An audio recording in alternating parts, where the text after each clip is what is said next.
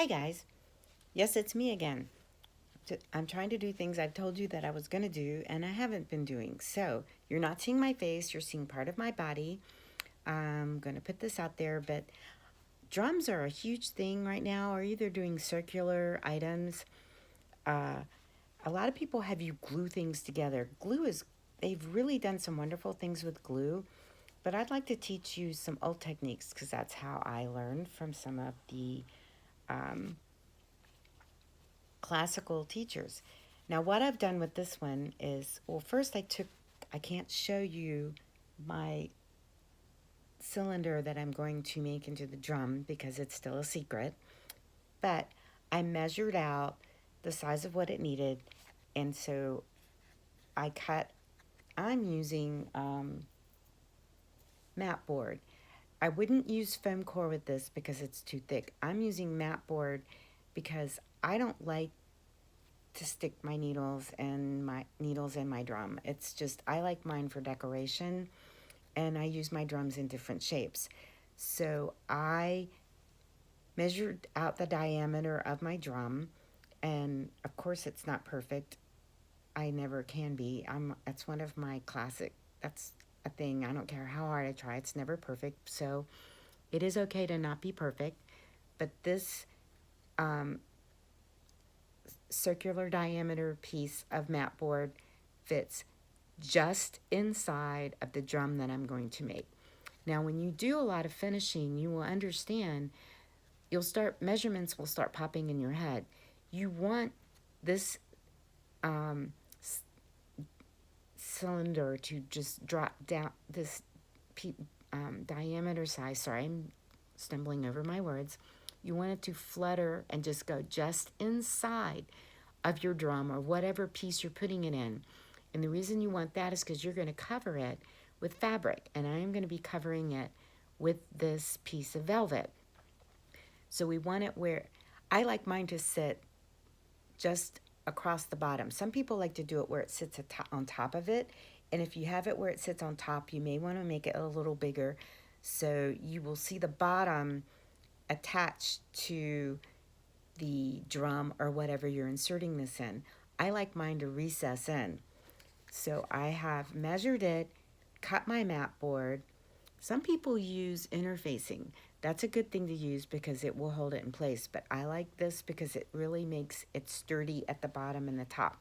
So what I then did, I'm not showing you that bit, I'm just telling you what I did, is I had a piece of velvet that was 7.5 by 5, which would allow me to cut out both of these circles that will wrap around the mat board.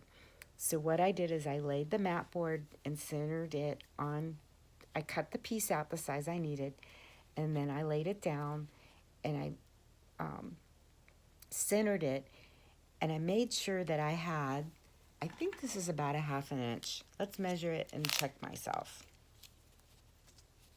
because I just eyeball it. I've been doing this for so long. Yes, this is a 1/2 inch of velvet, which is actually going to be almost too much, but I'm leaving it. But you try to make the piece of fabric that you're going to cover your piece with at least a 1/2 inch larger, so that gives you room to, instead of gluing and trying to tape this all down, what I do is I base stitch 2 rows of quilting thread. Now I use quilting thread for 2 reasons. One, it's stronger. 2, it's got a coating on it, and even if you use a colored thread, it usually will not fade because it's used for quilting and it to stay in, so it's not going to discolor like some of the sewing threads that are out there. And I like the thickness, and you can pull on it and it doesn't break as much. Now the other thing that you do when you are doing the basting, you want to do it, all right, I started it on the outside because when I pull it, this is going to cover the mat piece and I'm going to tie off on the top. Now, if for some weird reason, and I can't think of why it would be, but there are some times when you pull it, you're going to want to tie it on the inside. you start your basting stitches on the inside so you're not struggling to tie it off. But you also do your your basting stitches with starting on one side and starting on the other side. So when you pull it, I'll see, first of all, I know I'm jumping around. You start about a 1/4 inch or well, actually it's about a quarter to a 1/16 of an inch from the edge. You do one row of basting stitches, then you move out the same amount of space and do your second row of basting stitches.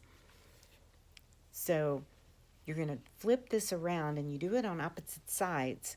That's so it won't go collywog and you're not pulling on it and you're pulling in the same direction. So you lay your mat board down and then you pull your basting threads. So see, you've now covered your mat board.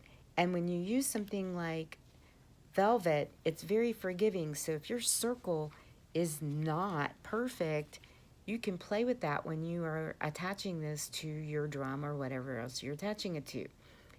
Now the other thing, I don't know the company, but you can go to online, go to these sewing places or going to Joann's. There are several companies that have wonderful acrylic or plastic templates that are in sizes that you need. I just run around my house trying to find something that works that way or use a compass. Now, I am not putting batting. This is going to be the bottom of my drum, so it's not going to have batting. I'm going to tie these off where they are. I'm not going to lace this because this is a tiny piece.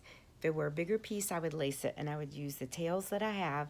I'd run across and lace it, or I would use I would cut another piece of thread and I would lace it in place.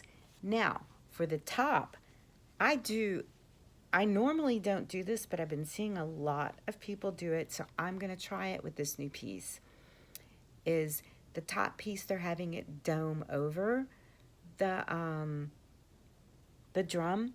So I have cut 1, 2, 3, 4, 5, 6 layers of cotton batting, just slightly smaller than my mat board.